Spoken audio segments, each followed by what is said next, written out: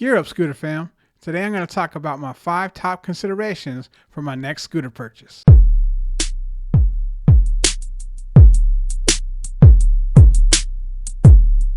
Just to remind you guys, there's 3 ways to support the channel: pick up some merch, buy me a coffee, or join my Patreon. Thanks for your support. Alright, so let's get into the video and what it's going to be about.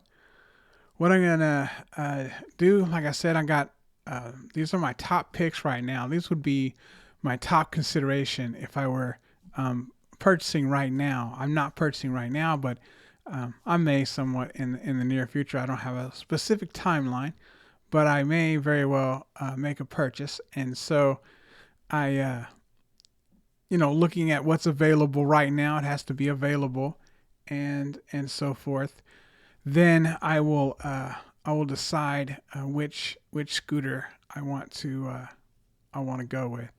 But anyway, as it stands, I did some looking around at current scooters, and I have sort of a minimum criteria I'm trying to meet. There are exceptions to those rules, but this is kind of what I'm targeting. And I'll give you my top 5. First of all, I'm going to go over the criteria. So what I really am looking for, the price range I'm looking to be in budget-wise, most likely, when I do decide, and then the other specifications and features that I'm looking for. All right, so let's go. First of all, it has to be $2,500 or under. I could, like I said, these are not so tight. You can't bend them. This criteria is somewhat flexible. So it's not impossible for me to spend more than $2,500, but that's where I want my budget to be. And when it comes time, if I decide that's my budget, there will be no wiggle room at that point. But I'm saying that right now as an estimate. So dual 1000 motors minimum, just like the Klima. So I want to have everything pretty much like I have on my Klima at a minimum. I don't want to give up anything. I want to at least be the same level as far as specs for the most part. So I would like dual 1000 watt motors minimum. I would like a 60 volt battery system minimum. 40 miles per hour top speed minimum. 10-inch tubeless tires, that's a minimum. Dual hydraulic brakes, adjustable suspension. I would like an NFC chip reader, and also I would like them to be available. Those are what I would like. Those are some of my criteria that I'm looking for. Right? There is some wiggle room if the good enough scooter pops up that has something a little different. It's workable, but it has to kind of make up for it in some kind of way. In any case, as you might have guessed, the InMotion RS Lite is on my list. I don't know if it'll still be $2,500 when it comes time for me to make my purchase. These are in no particular order, by the way. I'm just throwing them out there. At the end, I may try to pick one just off the top of my head what I choose right now. But in any case, the InMotion RS Lite is the first one on my list, but it's not necessarily my top choice. I'll revisit that at the end. But I like this scooter a lot. Like I said, I do not know what the odds are that it'll be $24.99 when I get ready to make a purchase. But if it is, it'll be a strong consideration. There's no question about that. I think it's a very good value at that price. And when I decide to make my budget, and if my budget is indeed $2,500, and indeed the InMotion RS Lite is still around, it'll be a strong consideration for my next scooter purchase. No question about it. It has everything I'm looking for. It's got the 60 volt motor. It goes higher than 40 miles an hour. It has 11-inch tubeless tires, dual hydraulics. It's got adjustable suspension. I think it's got an NFC chip reader, but I could be wrong. If it doesn't, I could overlook that for the RS, but I hope it does. I don't know. And it's available right now. It's not out of stock. There are some scooters that went out of stock. But anyway, I really like this scooter, and if I could get it for 2,500 and it's available, it would definitely be something I would think about. My next scooter on this list is the Solar FF Lite. Uh, it's got everything. It's got everything I could want out of a scooter. I really like the FF Lite style over the P1 Pro. The P1 Pro seems kind of outdated as far as that deck and the way it looks. I mean, I'm just not. I don't know. It's kind of passe if you ask me. But the FF Lite has a more. I like the design of it better. I like the stem better on the Solar FF Lite than I do the P1 Pro. I like the deck better on the Solar. I pretty much like the entire scooter better. I mean, the stats. The only thing that you're really giving up going to the FF Lite from the Solar P1 Pro to me are the 11-inch tires. That's okay. I can deal with the 10-inch tires. But yeah, so I like the FF Lite for everything that it is. Plenty of range. It's a 60-volt system. Everything's good enough. I believe it has an NFC start as well, and so it's another one that's on my list right now. The Solar FF Lite. Really good scooter. When I took my criteria and I was going through my criteria and I tried to stick as close as I could to my criteria, this one came up, and I really think at the moment at $18.99 it's a deal.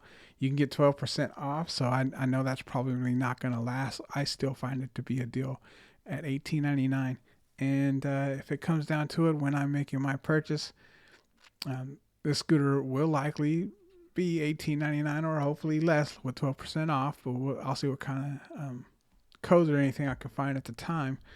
But if it's $18.99, it's well under budget, and it's very tempting. It's a very tempting scooter, and it's a decent scooter. So it'll be a strong consideration at that time. If it's still pretty much as it is now, to be honest. My next scooter consideration is the Maxfun 10 Pro. When I really look at it, and compare its specs and some of the things that it offers, I really like it. I would have loved it at $16.99, but it's $18.99, and it's tougher. I may not go with it. Compare these other scooters. I have to think about that when it comes down to it. At the end of the day, and see where everything is. Lots of things can change between now and then. But right now, I do like this scooter at $18.99. I still think it's a decent deal. I think I said that before. It was a steal at $16.99. At $18.99, I don't know if it beats everything out, but it's definitely, when I really took a look at everything, it's definitely in my top 5 considerations at the moment. 72-volt system. It's got the PMT tires. It's got a decent spec out. Period. I believe it has an NFC start. This thing, it's pretty loaded for what it is. To be honest, for $18.99, under $2,000, it's pretty loaded. I believe it was over $2,000 when I was looking at the Klima, so it fell outside of my budget. Not that I necessarily think this is a better scooter than the Klima, but it's definitely comparable. And for $18.99, it's a deal. There's no question. At $16.99, it would have been a no-brainer, to be honest. But at $18.99 right now, it's $100 cheaper than the Klima. We're the Klima in stock, but it is not on Fluid. They're in stock. The Max is on Wired Rise, but it's $2,700. So, nah, good on that. So the Maxfun 10 Pro 72 volt. It's, like I said, 72 volt system. It's just got tons of specs. Just like I said, PMT tires. It's just a nice. I like the stem. I like everything about the scooter. So, the Maxfun 10 Pro. Come time when I make my decision, everything else equal, then I will say that if it's $18.99 at that time, it'll be a strong consideration for my next scooter purchase. Next up is the Segway Super Scooter GT2, and a couple of things on this. One, it says it's out of stock. which it is on the Segway site, but I found it on Amazon for the same price. So if it comes time and it's not in stock here, but I can get it for $2,500 on Amazon, I would definitely consider the GT2. Another thing is that it's not a 60 volt system, which is one of my minimums, but Segway does a really good job of putting out a 52 volt scooter that has really good performance and really good quality. And I believe the GT2 is that scooter. And so, in fact, Segway makes one scooter that I'd be interested in, and it's the GT2. They don't make another scooter that I personally would spend my money on at this time, being perfectly honest. For myself, not for me. So, this scooter is a nice scooter. It's 52 volts, but it's got 11-inch tires. It does everything that you want a scooter to do. Dual motors. I mean, it goes over 40 miles an hour. Does it very quickly. Plenty of range. It's got a beefy battery. It's got a decent sized battery, even though it's a 52 volt. So it'll get the range. You'll get the range out of it. You'll get the speed out of it. The performance, the 0 to 15 will beat the Klima by 0.1 seconds. I think it's 1.9, but still it's fast. It's very fast for what it is. So $2,500, this scooter would be hard to pass up if that is indeed my budget at the time. It will definitely be a consideration. And last but not least, we have the Emu Cruiser V2 dual motor 60 volt. I wasn't sure it was going to make the list. I looked at a lot of different scooters and just going through the specs and seeing what I could find. And this one, it came in. At the end there. I look. I'm like, I want the 60 volt. Emu, that $2,000 scooter. That's 60 volts. That's dual motor. I mean, I think they did a decent job coming up with something like that. And it goes 40 miles an hour. The old one did not. It goes 40 miles an hour. Sure, it gets decent range with the Emu. I think it should get over. Well, it should get plenty of range. It really should get 30, 40, close to 40 miles of range, I think. So, man, it's a great scooter. And I'm really happy that they went ahead and put out the dual motor version, and that it's a 60 volt. I'm really happy about that, and assuming that it stays where it is right now in price, the Emu Cruiser 60 volt dual motor would definitely be a consideration of mine. I don't necessarily like the adjustable stems. I know that it's nice to have that, but it also lacks stability. Not that you're going to fly around on the Cruiser V2. I mean, it's going to be a decent scooter. It's probably not going to be a racing scooter. But I like the power of the dual motors, and it probably will have a lot more acceleration than the single motor. But for what it is, $2,000 is a great deal for this scooter. I think it will be really worth it to give it a shot at that price. All right, those are my five favorite scooters at the moment, as far as my personal considerations for my budget and what my personal criteria is.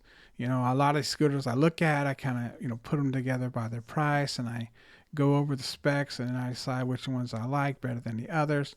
But in these cases, I'm not looking for myself. I'm not going and finding scooters that I would only be interested in.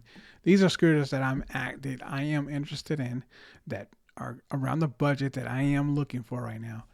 And I don't, I'm gonna give a pick. I'm not gonna go over all of them, but I will pick one.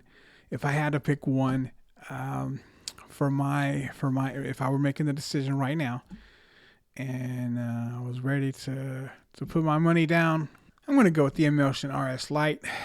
It's too good of a deal right now. It's really too good of a deal. The other scooters are great. I would consider all of them. But I mean, the Solar FF is such a great deal for what it is, for what it offers. The Maxfun 10 Pro just has so many specs that I like, and it's a 72-volt system. There's only two 72-volt systems on this, and one of them is the InMotion RS. But there are things. I mean, the GT2 is just as stable as it gets. You hit 40 without even realizing it. I've seen so much good stuff on the GT2. It's like the Cadillac of scooters. But yeah, it just does what it does so well. And you got Segway. You got that company that they make really, really good products. And if you did have a problem, they have to be one of the better people to work with. Although like I said, everyone has issues, but you would expect Segway to have a reputation the way they do by at least getting some help. So I would be very comfortable buying a Segway GT2. And then the Emu Cruiser, man, it's so tempting, to be honest. It's so tempting. I've been watching the Cruiser for a while. I've been hearing rumors about the dual motor version. When it came out, it was only single motor. I was like, man, I thought it was going to be dual motor. And then finally they got the dual motor version, and it's 60 volts. So man, it's so tempting. But yeah, right now, if the InMotion RS Lite stays $2,500 and my budget ends up being $2,500, I might have me an InMotion RS Lite. Guys, if you enjoyed this video and you found it helpful, please like, share, and subscribe. Join my Patreon, buy me a coffee, or pick up some merch. Thanks, and happy riding.